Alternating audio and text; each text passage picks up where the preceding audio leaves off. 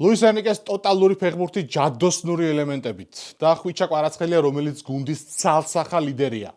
რატომ აკრიტიკებენ გიორგი მამარდაშვილს ასეთი დოზით ინგლისურ პრესაში? მიუნხენის ბაიერნმა მორიგი ტაქტიკური მასტერკლასის შემოგთავაზე ამჯერად სანტიაგო ბერნაბეუზე და რას ჭირს მადრიდის რეალს. ბარსელონა კი ნაცნობ მარცხს უკვე მეხუთედ ეგუება, კლუბი ნელ-ნელა თავის მენტალიტეტს კარგავს. და ლონდონის არსენალი, რომელსაც ამ სეზონში ისეთი რამ შეემატა, ისეთი თვისება, რაც აქამდე არასდროს ჰქონიათ. სრულწლიანი ჩემპიონთა ლიგის მეოთხედფინალების ანალიზით დაბრუნდა, საოცარი მატჩები ვიხილეთ და უმაგრესი ვიდეო გელოდება დღეს.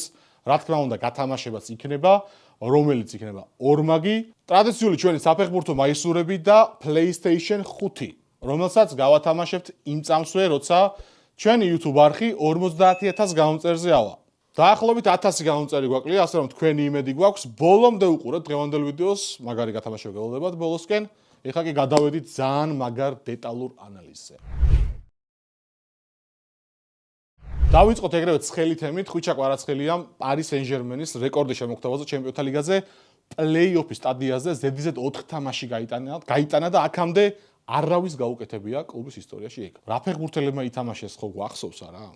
რონალდინიოდან დაწყებული, მესი მბაპეთი დამთავრებული და ვერავინ შეძლო ეგ, მაგრამ შეძლო ხვიჩამ. რა ბიჭი ყავს, რა კალიბრის, რა დონის გუშინდელ ყველანაირ პოსტს ნახავდით, ტაბლოიდები, ცნობილი გამოცემები, ანუ ყველა ხოტბას ასხამდა აბსოლუტურად დამსახურებულად. ახლა გადავიდეთ დეტალებზე, ხვიჩამდეც მივალთ, რა და როგორ იყო პირველ ლიგში ლივერპულის კაპიტულაციას თვად ვერ დავარქვევ, მაგრამ ძალიან ახლოს იყო ის, რაც ვიხილეთ, რობი ფაულერიდან დაწყებული და მაიკლ ოუენიდან დაწყებული ლივერპულს უყურებ, ანუ 25 წელია.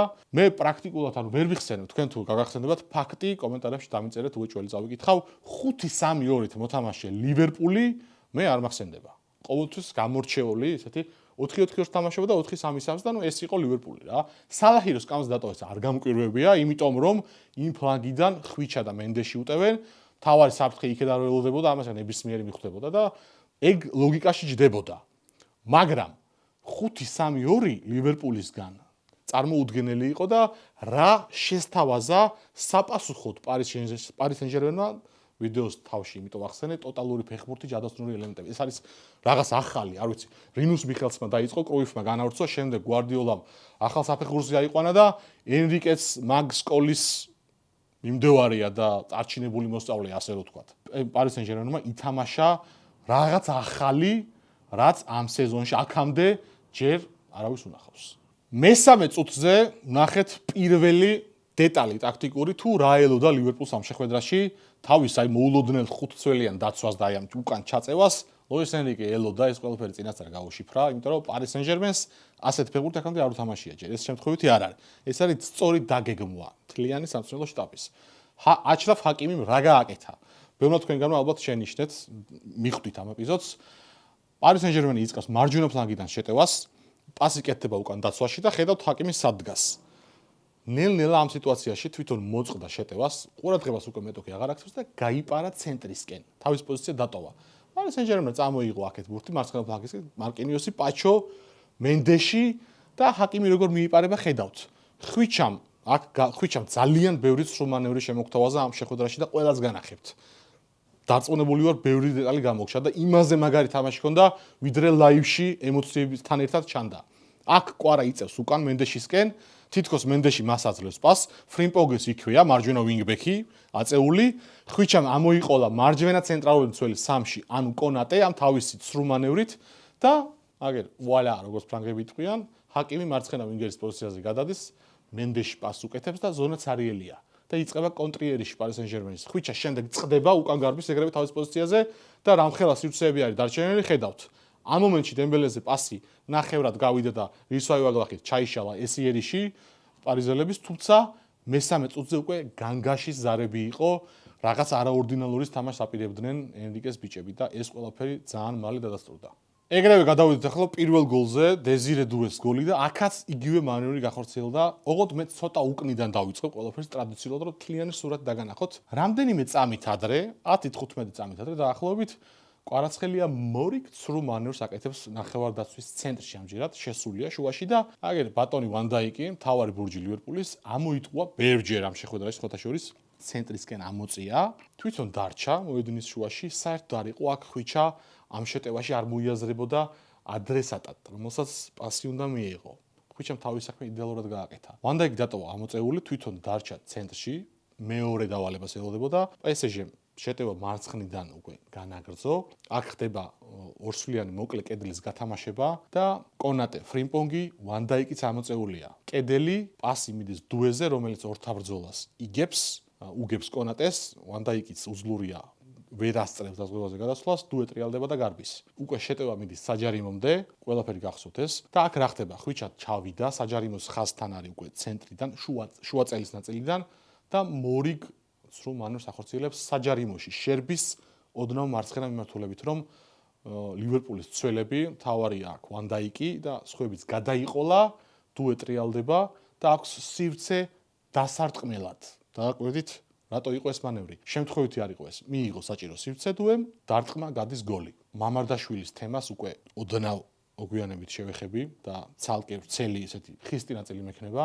ამ მომენტში მე პირადად მამარდაშვილის ბრალეულობას აქ ისე 50-50-ზე ვერ ვხედავ, როგორც ბრიტანულმა პრესამ აიტაცა და ამ თემას აუცილებლად გავშლი, აქ დააგვიანა. ვან დაიკმა დაფარება კონატემ, გრაუნბერგის დაფარება იყო არაზუსტი და ასხლეტის შედეგად ბურთი შევარდა კარში. მატჩი გაგრძელდა და პარი სენ-ჟერმენმა გააგრძელა ეს მართვადი ქაოსი. სადაც რა ხდებოდა, ვინ სად იყო, მარტო იცოდა ლუის ენრიკემ და მისმა ბიჭებმა უბრალოდ ეს კადრი მინდა შეაფასოთ.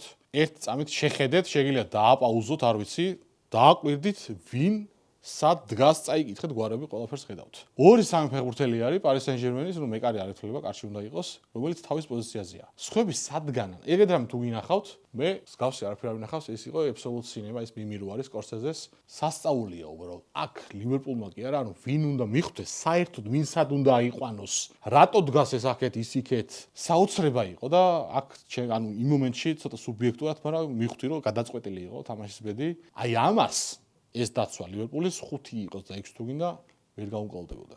კვარას გოლს მივადექით, აქ ეს იყო ყველაზე ნაკლებად გამაოცებელი ტაქტიკური მანევრი, რა ძალიან ხმამაღლა ჟღერს და ესე რბილად ვამბობ, რამხელა რაღაც შეუსრულეს აქ, მაგრამ ისეთები ჩაატარა პარი სენ-ჟერმენმა და ხვიჩამაც ამ თამაში, რომ ეს გოლი ყველაზე ლოგიკური იყო, მე მგონი, იმიტომ რომ თავის პოზიციაზე გადავიდა, კაცს ხედავთ, კვარა იგრძნო მომენტი, შედარებით ადეკვატურად იყვნენ და ლოგიკურად ნაცნობად განლაგებული მოედანზე იქ სივრცე დაინახა, სადაც უნდა შესულიყო, მიირბინა და უბრალოდ რაც უნდა გაკეთებულიყო, მენდეშმა სრულ მანევრი შეასრულა, კონატე ოდნავ ორი ნაბიჯით აუტის ხაზისკენ გადაწია. კონატეც რა თქმა უნდა წამოეგო ამას და გადაყვა და ნევეშმა ფენომენალური პასი შეაყოლა იქ დერეფანში, ხვიჩამ შეირბინა, რა ევალებოდა ხვიჩას აქ? წაკითხვა სიტუაციის და სწორ დროს შერბენა გრაუნბერგისთვის უნდა გაესწრო. 99%-იანი ალბათობა იყო, რომ ეს მოხდებოდა. შევიდა მე გრაუნბერგმა იქ ამ ხელაზე გარისკა და როგორ შეიკავა ხვიჩამ თავი და რა პაუზა გააკეთა, მამარდაც საკმაოდ სწორად გამოვიდა იქ პენალტიც რო არ აიკიდებინა. ანუ ძალიან დანის პირზე გაიარა ყველამ. თუმცა ხვიჩამ მანამდე რომ დაინახა მამარდამ რა ბურთი მოიგერია იქ ასხლეტით და ზოგადად იცის რომ რა მეკარეც არის ბრიტანული პრესისგან განსხვავებით ხვიჩამ ძალიან კარგად იცის და აქ ეს პაუზა იყო ფენომენალური, უბრალოდ კიჭა რონალდო გამახსენდა ფენომენი, ეგეთ რაღაცებს ეგშვებოდა რა და შეაგორა ცარიელ კარში. ეს იყო უმაღლესი დონის, ბეჭედი დაარტყა და დაამთავრა რა. 3-0 უნდა მოიგო ჩემი სუბიექტური აზრით პარი სენ-ჟერმენს, რომ არა მამარდაშვილი, მამარდასაც მივადექით წეგან გითხარით.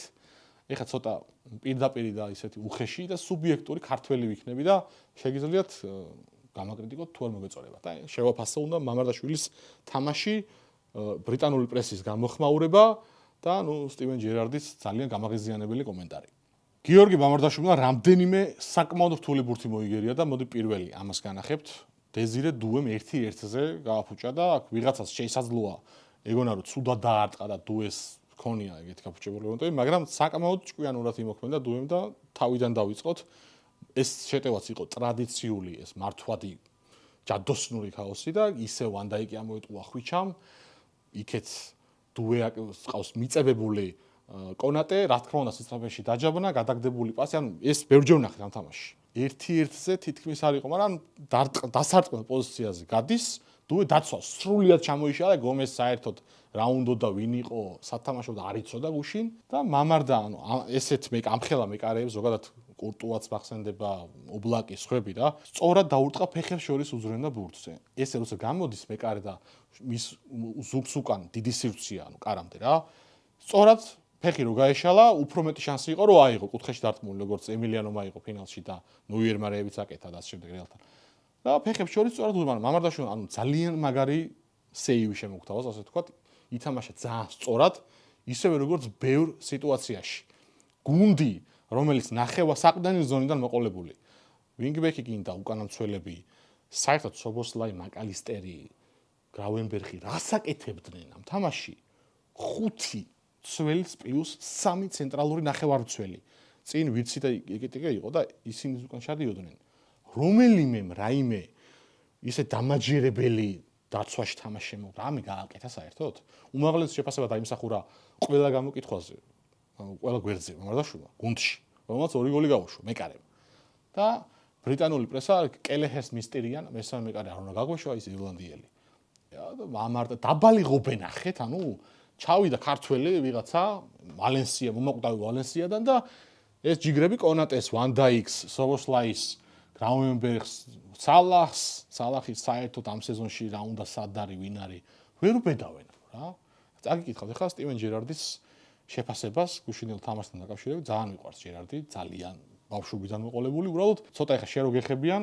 ეს პირადულზე რო გეხებიან ესე რო თქვა რა შენ ქართველს შეეხო ეს დღეს დაგვიდგა და ეხა განახებთ რა თქვა და მე პარალელს გავავლებ და თქვენი შეფასება მაინტერესებს ალბათ შეეძლო 9 მეტრით ან 1 მეტრით უფრო უკან მდგარიყო არანაირი მიზეზი არ არსებობდა საიმისოდ რომ ასე წინ გამოსულიყო დასანანია და შესაძლოა ცოტა მკაცრი შეფასებაცაა მაგრამ თუ მეკარეთა სოლიდარობას გვერდზე გადავდებთ შეგვიძლია ვთქვათ რომ ალბათ შეეძლო ოდნავ უფრო უკან ყოფილიყო მაშინ შესაძლოა მოეხერხებინა ბურთის ხარიხას ზემოთ მოგერიება როგორ მოგეწონათ სტივენ ჯერარდის შეფასება და აი ამ თამაშის მერე გუში რაც ვნახეთ და ლივერპული რა დღეშიც არის ამ სეზონში ანუ რატო ვერ ბედავენ ვერ ხვდები უბრალოდ რა სატრანსფერო პოლიტიკა ჰქონდა ლივერპულს ჯერ კლოპმა რა იშრომა რატო იშრომა რომ ეს ერთ სეზონში 150 მილიონი ფუნტი ისაკში რომელმაც წუთნახევარი ითამაშა და 1 გოლი გაიტანა დაცვა არ არის ტრენტის შემდეგ არავინ დაუმატებიათ ფრიმპონგი არის თავდამსხმელი ფაქტიურად მარჯვენა ვინგბექს თამაშობდა ლევერკუზენში ჰოლანდიის ნაკრებში არის თავდასხმაში გადაიხადეს ძალიან სოლიდური თანხა იყიდეს შემტევები და მამარდაშვილი რომელიც უნდა ყოფილიყო მემკვიდრე ალისონის და ალისონს ისევ ტოვებენ ერთი სეზონი და რაც ხდება ამ სეზონში აი ამდენი არასწორი ნაბიჯიდან გამომდინარე დაცვა კატასტროფულ დღეშია კონატეს და ვანდაიქს შემცვლელი არ უყიდეს 2 წელია ჭირდებათ უკვე და არავინ შეიძინეს ამის ფონზე მოდი რა ვქნათ ეხლა და ბიჭებს ეხლა ძველი დამსახურებები აქვთ და აი ეს მამარდაშვილი ვინ არის და ინგლისურ პრესაში უბრალოდ ერთი თვია ვითვენ დაახლოებით სუსკენში არ მიხსენებია რა სულ მამარდაშვილზე კეთდება აქცენტი ყოველთვის ხას სუსან რა უნდა გააკეთო რამდენი ბურთი უნდა იყოს 3-0 4-0 5-0 რო არ წააგო ლივერპულმა მამარდაშვილის დამსახურებაა იქ რო არ დამთავრდა თეორიული შანსი რომ აქვთ ეს არის მამარდას დამსახურება რა ბურთები აიღო რა ჩავარდნები ჰქონდა გუნდს უკანა ხაზში კიდევ ერთხელ ვამბობ რომ იქ მენდეში და ასე შემდეგ ცოტა დააკლეს თავად პარიზელებმა თორემ უეჭველი გასტანი იყო მამარდაც ალბათ ვერ უშველი და იყო დემბელეს მომენტი მაგალითად რა დიდი პატივისცემის მიუხედავად ჯერარდის მიმართ და ინგლისური პრესაც არ არის ასეთ დაბალი დონის მაგალითად როგორც ესპანურია თუმცა აშკარა სუბიექტურობასთან გვაქვს ადგილი ესეთი ასხლეტით როცა ბურთი მიდის ძალიან დიდი ასხლეტა იყო რა რომ აიღო ყველა იტყო და აუ რა ბურთი აიღო და what a save და აიწყებდნენ Sky Sports-ს გაგიჟდებოდნენ ენას შემოიხვევდნენ კისერზე მაგრამ სხვა სეივები გავატარეთ ხო და პირველი რო გაუშვა აუ მაგიტო წააგო თორე უეჭველი X2 იყო რა აპარის საჭმელს არაფერი თამაშია ისევ თქვენი დედა რაც ეგ მართალია რა ეხა 2 წამის თემას შეგახსენებთ რომ 2000 ლაიქზე უნდა ავიდეს აუცილებლად დღევანდელი ვიდეო რო გათამაშება ჩაირთოს თქვენი მხარდაჭერა როგორც ყოველთვის გჭირდება და ცოცხლიანის გუნდს მაგრად აძლიერებს გამოიწერეთ კრისტალ სპორტის YouTube არხიც კომენტარებში გელოდებით ახლა პოზიტივი შემოვასრიალოთ მაინც ამ მატჩს ხურავთ ლუის ენრიკემ აი ადეკვატური ადამიანი რა როგორი უნდა იყოს აი ესეთი შეფასება გააკეთა ხვიჩას თამაშთან დაკავშირებით გუშინდელი მატჩის შემდგომ პრესკონფერენციაზე ჩემპიონთა ლიგაზე სხვანაირი მენტალიტეტია საჭირო, რაც კვარას ნამდვილად აქვს. ხვიჩას მატჩის ბედის გადაწყვეტა მარტოს შეუძლია. აბსოლუტ სინემა იყო ეს რა, დახურა ლუის ენრიკემ. გადავიდეთ ახლა მორიგ მატჩებზე, სადაც არანაკლები ინტრიგა ვიხილეთ და მოკლედ ძალიან საინტერესოდ მიმდინარეობს წლევანდელი სეზონი. წინა ვიდეოს კომენტარებში რამდენიმე თქვენგანმა ახსენა მეტი კადრის ხილვა სურდა ტაქტიკური ანალიზის დროს, ბევრი ფოტოა ბოლო დროს შეამჩნევთ და ეს არის მხოლოდ და მხოლოდ UEFA-ს დამსახურება და ბრალი, ვერ გავექცევით. YouTube-ზე მოკლედ ძალიან აკონტროლებენ და დასდევენ ყველაფერს დაბლოკვის საფრთხეა, ადრეც ყოფილა, მithქვამს ბევრი თქვენგანმა დაწუნებული რომ ისიც და ამაზე მუშაობთ, სიახლეებს გვეგმავთ ტაქტიკური თვალსაზრისით ძალიან საინტერესოს, რომელსაც ამ სეზონში ნელ-ნელა შემოგთავაზებთ და უბრალოდ ამ ეტაპზე მაგიტოა ესე რომ ვიდეო გადარჩეს და თქვენამდე მოვიდეს ის მასალა, რისი ნახვაც ესე ძალიან გსურთ და მოკლედ ეს უეჭველი უნდა მეთქვა. მივადექით რეალი ბაიერნის არანაკლებ საინტერესო შეხვედრას, მსოფლიო მასშტაბით. ქართველებისთვის ახლა ჩვენ რა გვაინტერესებდა, არ არის მეგონი კასარჩივი გამბავი. სანტიაგო ბერნაბეუზე ვიხილეთ ისეთი მატჩი, რომელიც ზოგადად ბოლო წლებში ორ მხრივს გულისხმობ რა, თორე იქ პარის სენ-ჟერმენმა სასწაულები ჩაიდინა. როცა გამოდის ორი გუნდი, ორივე არის გრანდი, თავისი ისტორიიდან გამომდინარე და ასე შემდეგ, აწყვეტი და აი ამდენ მომენტს ქმნის. ბურთი არ გაჩერებულა 90 წუთის განმავლობაში. და ორივე გუნდს ძალიან დიდი მადლობა ეკუთვნის ამისთვის, ვინ აჯობა, როგორ აჯობა, ვინ შეცდა, ეგ სხვა თემა, მაგრამ რეალმა და ბაიერნმა ითამაშა ფეხბურთი, რატომაც გვიყვარს.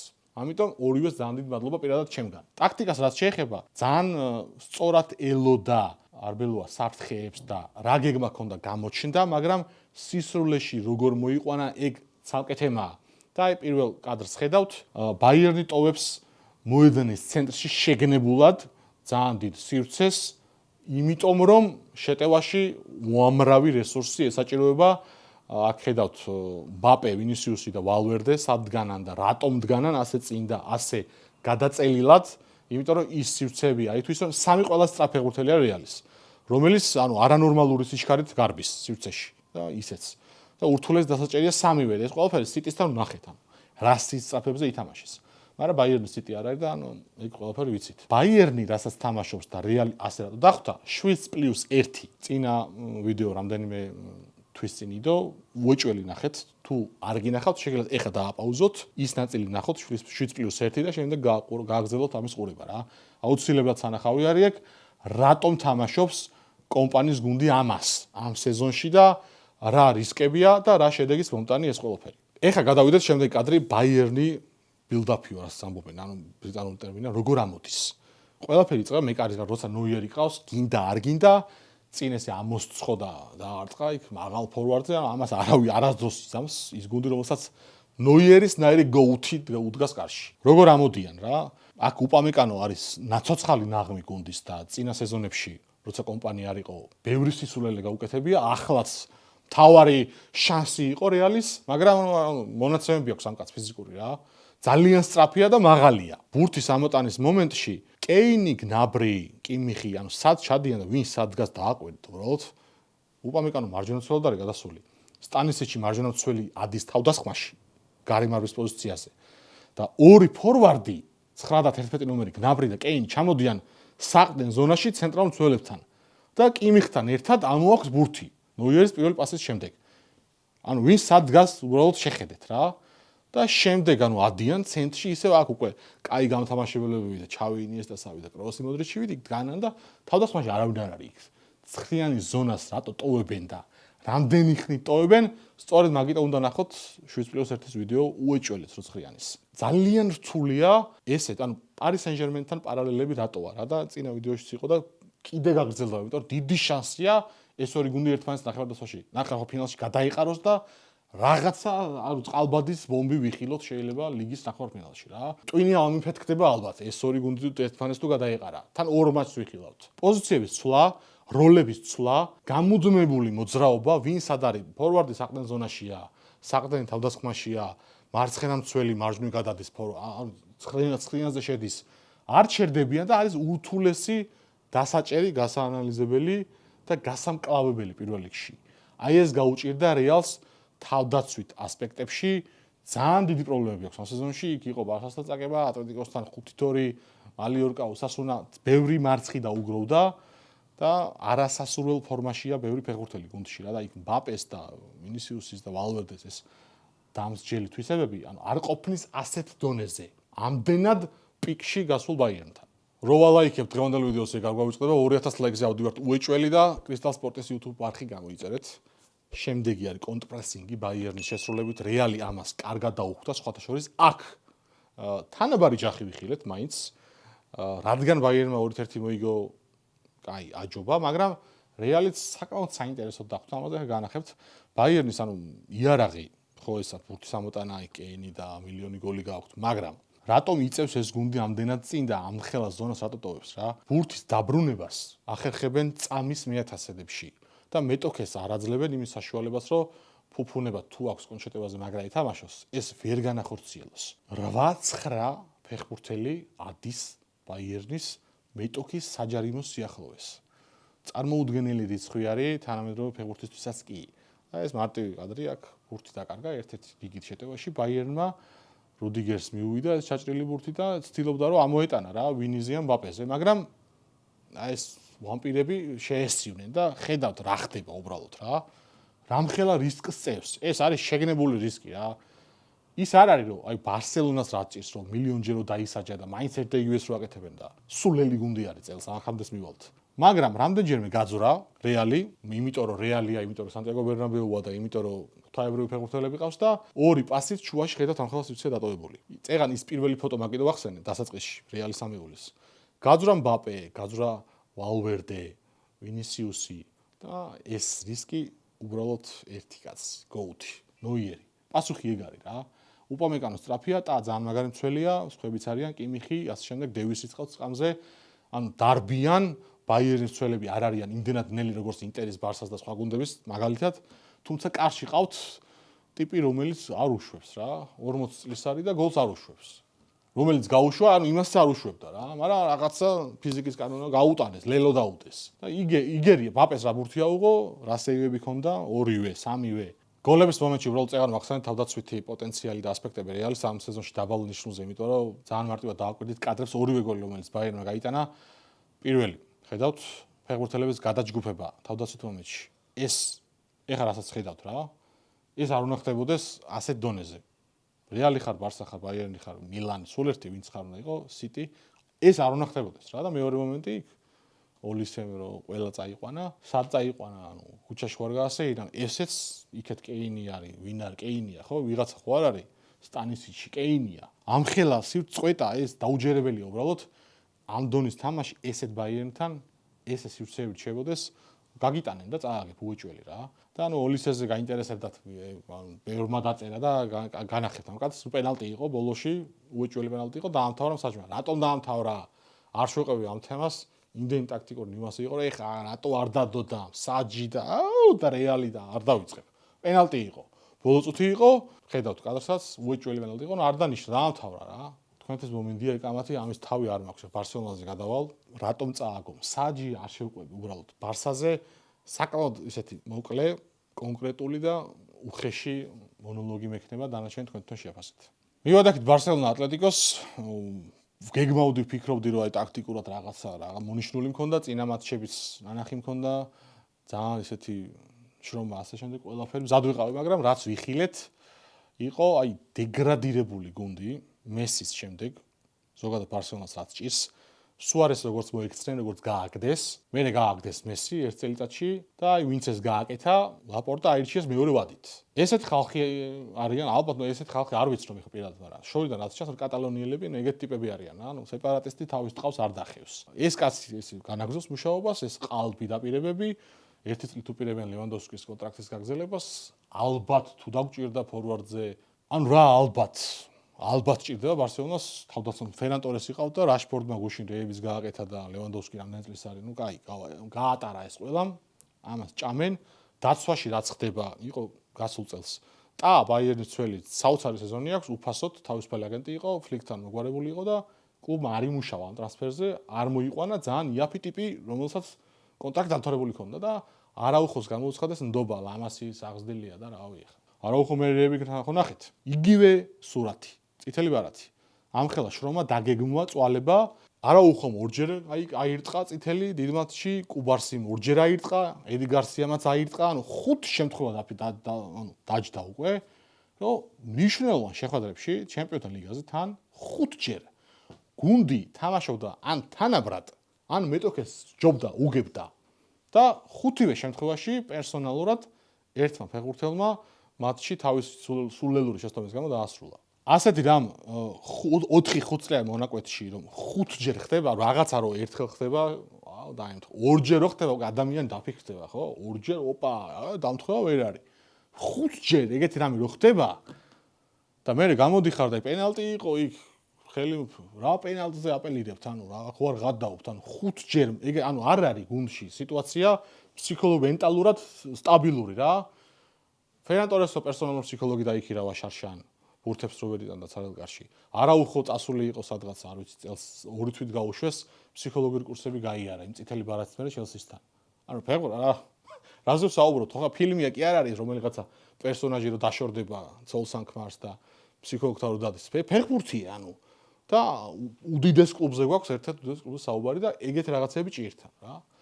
იქ რაფინია რო დაიმტრება 33% სტატისტიკურად თამაშებს აგებენ ერთ ფეხბურთელის გამო. ეგეთ შემთხვევები როცა ხდება და კლუბის ბორდი ხელმძღვანელობა გამოდის და ესეთ განცხადებებს აკეთებს, რომლებიც ანუ 2 წელია და 3 სტადიონს ვერ აშენებენ. კიდე ეგ ცალკე თემა ეხა აქ არ გავშლი მანდ რა ხდება. არაჯანსაღი სიტუაცია და ეს ყველაფერი დაიწყო პანდემიის დროს გაშიშლდა, ეს შიგნით ბართომეუდან დაიწყო და ლაპორტას არანაკლები გაიძვერა არის, ესე ხდება და უბრალოდ ლამასია კრუიფი დალოცოს ღმერთმა, ანუ ეკაცი არის თავიდან ბოლომდე რა. კრუიფი არის ბარსელონა. კრუიფამდე ბარსელონა არ იყო. იყო, მაგრამ სხვა გუნდი იყო რა. ლამასიან საძირკველი ჩაიყარა და უდიდესი აკადემია აქვს რა და ეს პედრი, არ არის მაგათ გაზრდილი პედრი, მაგრამ გავი, მესი, თელი ის პეპის ბარსა. იზრდება რა, ეს მოდიან ეს ფეხბურთელები თაობა ესპანეთის ნაკრებთან თელმა ქვეყანამ ეს გადააკოპირა და მაგრამ ეს მუშაობს რა და იამალი გაიზარდა და თამაშობენ რა. დამთავრდა, მეტი არაფერი არ არის. რამდენიმე ტრანსფერი ჭირდება სწორი ხალხის მუშაობა სტრუქტურაში და გუნდი ფეხზე დადგება, მაგრამ ფლიკი გაარტყეს, ფლიკია და საოცრებებს ახდენს, მაგრამ მასაც ძალიან ბევრი ნაკლი აქვს, უბრალოდ კლუბი მხარს ვერ უბამს რესურსის ამბავში რა. თორე საერთოდ არაფერი არ ესაქმება ამ გუნდს ლიგაზე ნახევარფინალში, ფინალში. ეხლა რეების ჩამოთვალე, აი ძალიან მოკლეა, უბრალოდ არ გავწელავ ცალკე თემაა და სადღაც სოციალში თუ სხვაგან სადმე ვიქნები, ამ თემაზე ვცვალ ვისაუბრებ. ამ გუნდს აქვს ძალიან დიდი პრობლემები და იქ ხელზე პენალტი იყო და და დაგწვეს და აი რა, ეგრე მარტინის გასაგდები იყო ლა ლიგაში ხა. ატლეტიკო ბარსა რო იყო, მაგრამ არ გააგდეს. ის ვახსენოთ რა, არ არის ისე მარტივად. მოკლედ შესაძლოა განმეორებით შეხვედრაში მე არ გამოვრიცხავ, იმიტომ რომ სადაც საბერძნეთმა 2024 მოიგო, ყველაფერი შეიძლება დედამიწაზე მოხდეს. რომ ბარსამ გააგდოს ატლეტიკო, მე რა ამით. ატლეტიკო ზოგადად ჩემპიონთა ლიგაზე სუსტი მენტალობის გუნდი არის რა, ისტორიულად. და მაგიტო მოხდება ეს. და არა იმიტომ რომ რაღაცა ესენი რაღაცებს ჩაიდენენ. მაინც ანუ იქ არსენალი გადახევს ან ფინალში იქიდან ვიღაცა ვარესი. არაფერი არ მოაგვარებს არაფერს, არ დაიჯეროთ ეგ რა. ეხლა არსენალს რაც შეეხება, უეჭველი სახსენებელია, ზოგადად ამ ვიდეოს დასაწყისში ვახსენე, რომ ამ გუნდს ამ სეზონში აქვს ის, რაც არასდროს გააჩნდა, სპორტული ფორტუნა, იღბალი. ყოველთვის უიღბლო გუნდი იყო, ბევრჯერ გვინახავს, არ გამართლება, რაღაც დააკლა, ტრამვა, ვადე, ასე შემდეგ უძლიერეს მეტოქეებს ეყრებოდა ადრეულ სტადიაზე და მოკლედ ანუ დაე არსენალს წელს ეს გაუმართლა ამაში იმსახურებენ რა. ჩემი მეგობრები რაღაც მაკაცები დაბერდნენ და ტიტული არ უნახავთ. თავარი საზრუნავი არის პრემიერ ლიგა ეხა აწიონ, აღმართონ თასი 2004-ის მერე არ მოუგიათ. მაგრამ ჩემპიონთა ლიგაზე პარალელურად ადვილი ბადა შეხვდათ. ვინმე თუ გამოიყენა ეს პირველ რიგში არსენალი ადეკვატურად და იქ სიტიმაც სკულები დაკარგა, რამდენიმე ფრე გააგორა და ეს ძალები ბალანსი კარგად გადაანაწილეს და მარტო იღბალიც არ არის, იმიტომ რომ წელს ისეთი სატრანსფერო პოლიტიკა აწარმოეს ლივერპულისგან 180 გრადუსით განსხვავებული, ანუ ძალიან სწორი. ორი გუნდი ყავთ ფაქტიურად, ტრამვები არსენალს ყოველთვის ძირავდა და წელს ასე არ არის. იმიტომ რომ სკამზე ადეკვატური ხალხი ზის. განსხვავებით ბარსასგან და ლივერპულისგან. და გუნდი ანუ იყენებს ამას ხა რა. და ბაიერნსაც რო შეხვდა მოუგო. მეტი რა გააკეთოს ანუ. თქვენ რაც ფიქრობთ ამ თემასთან დაკავშირებით, თქვენი აზრი უეჭველი მაინტერესებს, აი რეალი მაგალითად 5 შემთხვევა ისტორიაში, რეალის არსებობის ისტორიაში, როცა ჩემპიონთა ლიგაზე პლეი-ოფის სტადიაზე სახლში წააგო. 5 შემთხვევაა. და სტუმრად მე 5-ვეჯერ გავარდა. ანუ ეგეთი ამჯერ არ მოხდარა, რომ რეალს ბერნაბეუზე წაიგოს და მე მოიგოს. ეგეთ საინტერესო სტატისტიკა არის. ყველა თამაშზე თქვენი აზრი რას ფიქრობთ, გამოუშვით ძალიან საინტერესოა, ველოდებით თქვენს კომენტარებს. პირადად მე, ბარსელონის გულშემატკივარი ვარ, 26 წელია, ვიგნო თუ არ იცის, 2000 წლიდან, 99-2000-ებიდან დავიწყე კლუივერტი რივალდოდან, ფიგულდანაც, ხო. გულშემატკივრობა ბარსას. და მე არ მჯერა, რომ ფინალამდე მივა დეკემბერში ვახსენე, Facebook-საც შევწერ, სოციალაშიც ჩემ პროგნოზებს ვაკეთებ და როცა არ მჯერა, თუ გავუცდები, ბედნიერი ვიქნები და შემატყობთ, მაგრამ პრაგმატულად Paris Saint-Germain Bayern-ი რომელიმე სავარაუდოდ თასს აღმართავს პროცენტულად და თუ ვინმეს შეუძლია რომ მათი ეს საოცარი სეზონი გააფუჭოს არის Arsenal-ი. ეს არის ჩემი ვარაუდი. ნახოთ. დანარჩენი თქვენს კომენტარებს ველოდები ნებისმიერ თემაზე კომენტარები გამოუშვით. ჩვენი Facebook ჯგუფის აღწერაში არის ქვემოთ, რავი, TikTok-ით ჩემი, Instagram-ით თუ გინდათ იქ ვარ, Facebook-ი გამომყევით, სადაც გინდათ კომენტარები გამოუშვით, ღია ვარ, ვისაუბროთ, ვიკამათოთ. გათამაშებას რაც შეეხება, ჩვენთან არის ყველაფერი მარტივია წესი, საფეხბურთო მაისურები, რეტრო გინდათ ამჟამინდელი კლუბი ნაკრები, თუ გინდათ მოიგოთ 2000 ლაიქზე მინიმუმ უნდა ავიდეს დღევანდელი ვიდეო, თქვენ დაფიქსირდით კომენტარებში და 20 თქვენგანი შემდეგ დავждები ავარჩევ საინტერესო კომენტარების ავტორები, თქვენთვის სასურველ მაისურებს მოიგებთ. რაც შეეხება PlayStation 5-ს, ჩვენი არხი, დაახლოებით 1000 გამომწერი გვაკლია, როგორც კი 50000 გამომწერს მიაღწევს, უკვე ძალიან მაგარი გათამაშება ჩაირთვება ამაზე ეგ რომ მოხდება წესებს ერევე ახსნი და ერთი თქვენგანი PlayStation 5-ს მოიგებს. ეგ იყო მოკლედ დღეისათვის, დიდი მადლობა დროის დათმობისთვის, ყურადღებისთვის, თანადგომისთვის. ცოცხლიანი განმეორებით მატჩებით დაგებრუნდებათ ერთ კვირაში და გილოცავთ დამდგ აღდგომას.